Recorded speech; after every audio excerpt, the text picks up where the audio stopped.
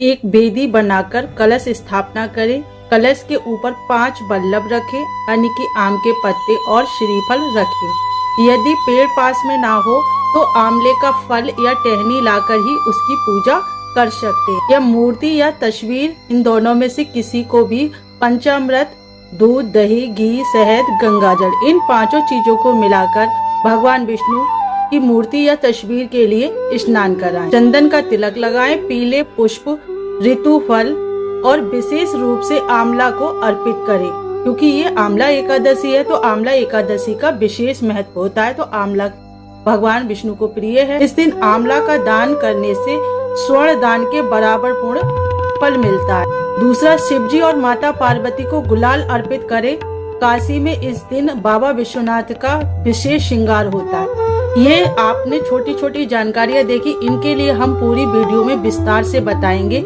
ये टॉपिक है कि ये पूरी वीडियो में आपको इन चीजों का विस्तार, वीडियो में अंत तक बने रहे। कथा विस्तार से पूजा विधि और कथा का पूरा विस्तार मिलेगा, तो ये पूरी वीडियो अंत तक देखें। लास्ट में एक उपाय भी होगा जिसे करने से आपकी सभी मनोकामनाएं पूर्ण हो जाती। पौराणिक कथा के अनुसार वैदिश नाम का एक नगर था, जहाँ एक ब्राह्मण और क्षत्रिय और शूद्र सभी आनंद पूर्वक रहते थे। ये कथा का छोटा सा हिस्सा है। पूरी कथा आपको पूरे वीडियो अंत तक देखेंगे तो आपको प्राप्त होगी। हर हर महादेव भक्तों, ब्रह्म मुहूर्त में संकल्प लेना है। सबसे पहले सुबह उठकर स्नान करके साफ पीले वस्त्र धारण करके हाथ में जल और अक्षत लेकर व्रत का संकल्प करना है। जो लोग इस एकादशी का व्रत रखते हैं या हमेशा एकादशी का व्रत रखते हैं तो वो इस तरीके से आज एकादशी का संकल्प ले। विशेष बात, आंवले के वृक्ष का पूजन किया जाता है, तो इस एकादशी पर आंवले के पेड़ की पूजा करें।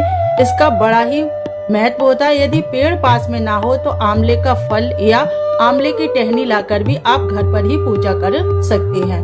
बेदी का निर्माण कैसे करें, यानी बेदी को कैसे बनाएं, तो पेड़ के चारों ओर भूमि को साफ करें और वहाँ एक बेदी बनाकर कलश स्थापना करें।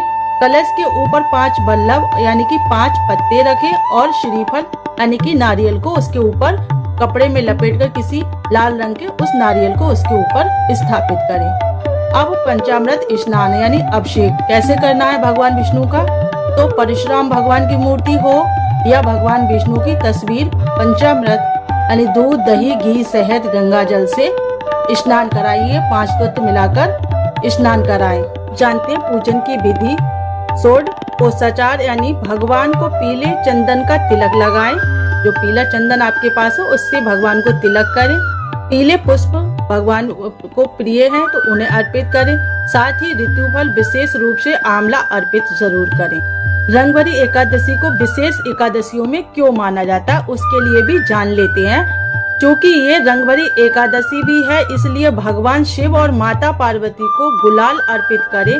काशी में इस दिन बाबा विश्वनाथ का विशेष श्रृंगार होता है। आरती और क्षमा प्रार्थना भी करें। जब पूजन हो जाए तो उसके बाद लास्ट में आपको आरती और प्रार्थना करके क्षमा मांगनी चाहिए। तो अंत में घी के दीपक से आरती करें और अनजाने में हुई भूल के लिए क्षमा मांग ले। अब आपके लिए बात करते हैं संपूर्ण कथा की, जो हमने पहले वीडियो में बताया था कि पूरी कथा भी हम विस्तार से आपको बताएंगे। ध्यान से कथा के लिए सुने।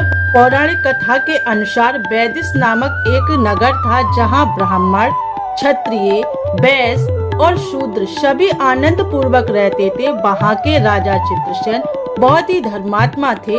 एक बार सभी नगरवासी राजा के साथ आंवलिक एकादशी का व्रत करने के लिए नदी के किनारे आंवले के वृक्ष के पास गए और वहां रात भर उन्होंने जागरण किया। कथा के उसी समय एक भूखा प्यासा शिकारी वहां आया और वह राक्षसी स्वभाव का था, लेकिन उसने चुपचाप बैठकर कथा को और पूजन को उसने चुपचाप बैठकर भक्तों को पूजन करते हुए और कथा को सुनते हुए देखा। वह रात भर सो नहीं पाया और अनजाने में उसका भी जागरण और व्रत हो गया।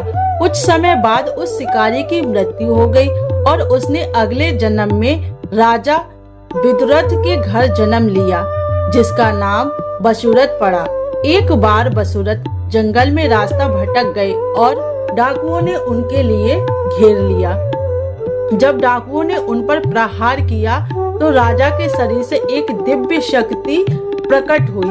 उन्होंने सभी डाकुओं का नाश कर दिया। जब राजा की चेतना लौटी तो उन्हें पता चला कि ये चमत्कार उनके पिछले जन्म में अनजाने में किए हुए आमलिक एकादशी व्रत का फल था। भगवान विष्णु की कृपा से वह संकट से बच गए। माना जाता है कि आमलिक एकादशी का व्रत इतना फलदायी होता है कि जैसे कि हमने इस कथा में सुना कि राजा पिछले जन्म में सिर्फ राक्षसी स्वरूप का होने के बावजूद भी उसने सिर्फ गलती से उसने उस कथा का श्रवण कर लिया, पूजन को देख लिया। उस पूजन और कथा मात्र के सुनने से ही उसका जीवन इतना सफल हो गया कि वो एक राक्षसी स्वभाव का होने के बावजूद भी अगले जन्म में वह राजा बना, यानी कि राजा के घर उसका जन्म हुआ। इसकी वजह से वह राजा का पुत्र बना और उसी पुण्य का फल अगले जन्म में भी भगवान स्वयं आ गए उनका रक्षण करने के लिए, यानी भगवान स्वयं आ गए एक देवी के रूप में, कन्या के रूप में उसका रक्षण करने के लिए और सभी डाकुओं को मार दिया। इससे हमें पता चलता है कि आमलिक एकादशी कितनी फलदायी और कितनी महत्वपूर्ण है, जिसका हमें व्रत करना चाहिए। यानी एक बार का किए हुए का फल इतना हो सकता है। अगर हम हर साल इस व्रत को करेंगे, हर एकादशी का व्रत करेंगे, तो भगवान श्री हरि हमारी किस तरह रक्षा करेंगे और हम क्या से क्या बन सकते हैं। तो आप सभी से मेरा अनुरोध है कि जो लोग इस पूजन को विधि पूर्वक करें। हमने इस वीडियो में विधि बताया है। अगर आप भगवान श्री हरि के भक्त हैं, भगवान भोलेनाथ के भक्त हैं, तो हाथ जोड़कर विनम्र प्रार्थना है कि आप हमारी वीडियो को लाइक और शेयर कमेंट जरूर किया करें। आपका कोई कमेंट नहीं आता है, इससे हमें दुख होता है, लगता है कि हमारी जानकारी आपको अच्छी नहीं लगती। तो प्लीज हमारी इस जानकारी अकॉर्डिंग आप कुछ न कुछ कमेंट जरूर दिया करें। महादेव का नाम लेना बुरी बात नहीं होती है। अगर एक बार कथा सुनने से उसका ये फल मिल सकता है, तो महादेव का नाम लेने से या महादेव का नाम कमेंट में लिख देने से आपका जीवन सफल हो सकता है। हमारी यही आपसे विनम्र प्रार्थना है और हमारा उद्देश्य यही है कि सब लोग भगवान को माने। बस हर हर महादेव और अटल विश्वास रखें। फिर मिलते हैं नेक्स्ट वीडियो में अपनी हाजिरी प्रस्तुत करने के लिए। कमेंट में हर हर महादेव या श्री हरि अवश्य लिखें।